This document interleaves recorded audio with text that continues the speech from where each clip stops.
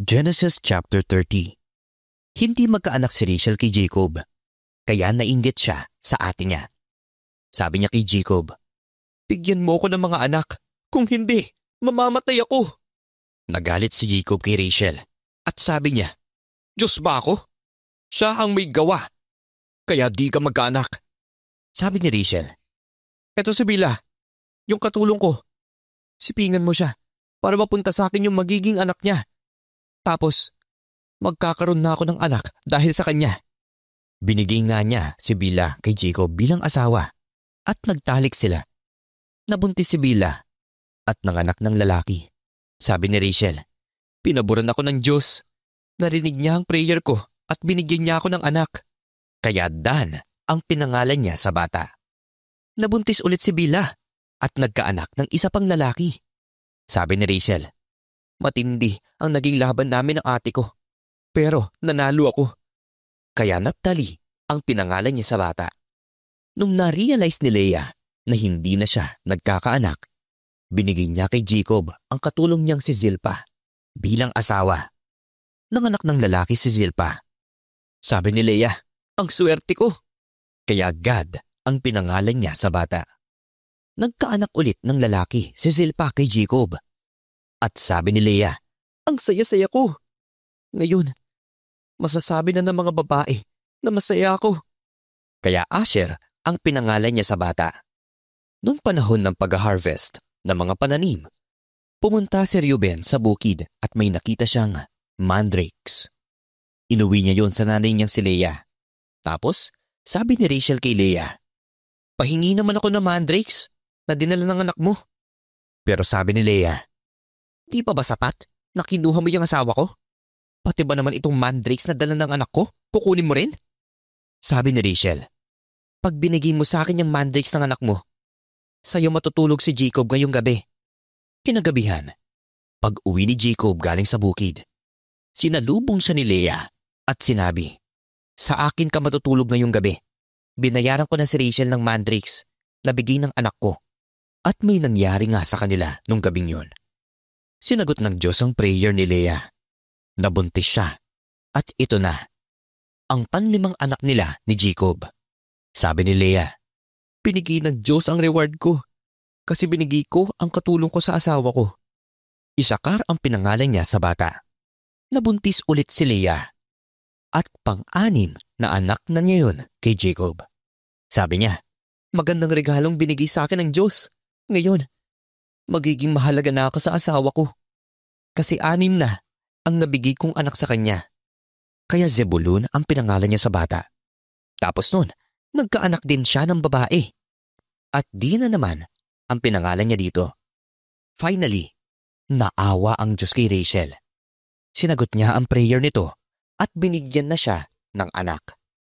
Nabuntis siya at nanganak ng lalaki. Sabi niya, "Inalis na ako ng Diyos sa kahiyan. Sana bigyan pa ako ni Lord ng isa pang anak." Kaya Joseph ang pinangalan niya sa bata.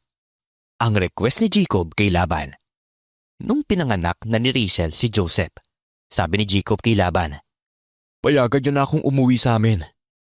Ibigay niyo po sa akin ang mga asawa at mga anak na pinaghirapan ko. Tapos aalis na ako. Alam niyo naman kung paano ako nagtrabaho sa inyo." Pero sabi ni Laban sa kanya, "May sasabihin sana ako sa iyo.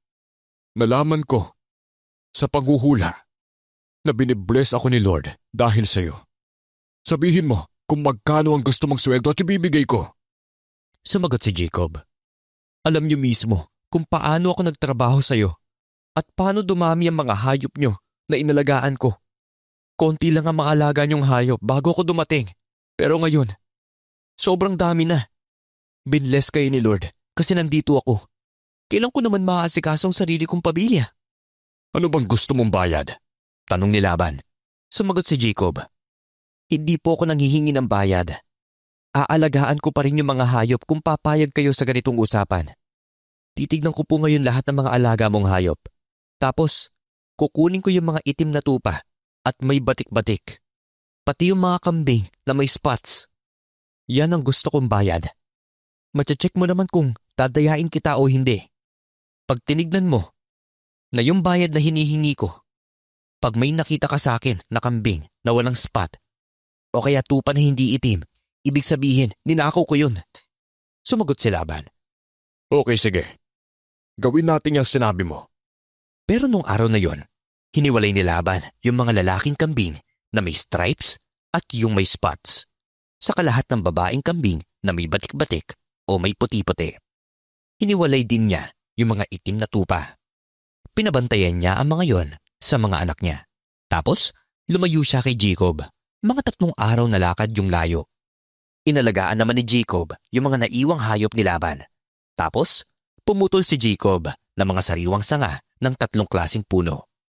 Binalatan niya yon ng konti para lumabas yung puting-puting part ng mga sanga. Nilagay niya yon sa tapat ng lugar na pinag-iinuman ng mga tupa. Kasi nag-aasawahan yung mga tupa pag umiinom sila. So, pag nagbe-breed yung mga tupa sa harap ng mga sanga, nagkaroon ng stripes, batik-batik o mga spots yung pinapanganak nila. Hiniwalay ni Jacob yung mga babaeng tupa.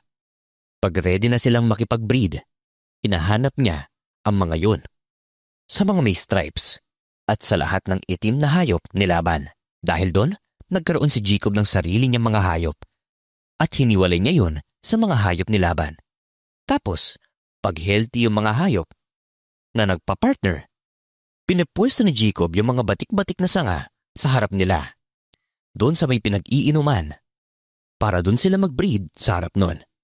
Pero pag hindi healthy, yung nagpa-partner, di niya nilalagay yung sanga. Kaya napupunta kay Laban yung may hina.